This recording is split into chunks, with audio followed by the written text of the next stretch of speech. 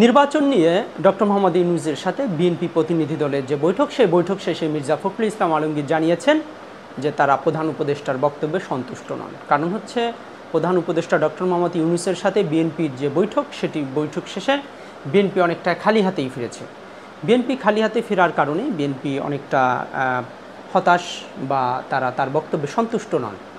BNP চেয়েছিল ডিসেম্বরের মধ্যেই তাদের যে নির্বাচনের দাবি, সেটি যাতে ডক্টর মোহাম্মদ ইউনূস যে কোনো একটা ঘোষণা দেন বা যে কোনো একটা সিদ্ধান্তের কথা জানান। কিন্তু ডক্টর মোহাম্মদ ইউনূস বলেছেন যে নির্বাচন ডিসেম্বর থেকে জুনের মধ্যেই হবে।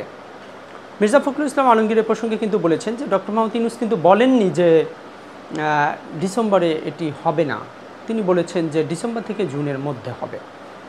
এখন ডক্টর মোহাম্মদ ইউনূস কেন ডিসেম্বর থেকে জুনের মধ্যে সময়টা চাচ্ছেন, সে প্রসঙ্গে কিন্তু উপদেষ্টা অধ্যাপক আসিফ নজরুল তিনি কিন্তু বিষয়টি স্পষ্ট করেছেন। আসিফ নজরুল বলেছেন যে আমরা ইচ্ছা করে যে সময়টা নিচ্ছি তা না, সংস্কারের যে কাজগুলো বাকি আছে এবং অন্য অন্য যে কাজগুলো বাকি আছে সেগুলো করতে আমাদের যে সময়টা প্রয়োজন, সেটা যদি আমাদের জানুয়ারিতে হয়ে যায় জানুয়ারিতে ইলেকশন হবে, সেটা যদি ডিসেম্বরে হয়ে যায় ডিসেম্বরে ইলেকশন হবে।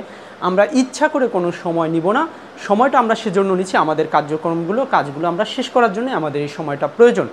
কাজ হওয়ার সাথে সাথে আমরা কিন্তু ইলেকশনের রোডম্যাপটা আমরা ঘোষণা করে দিব।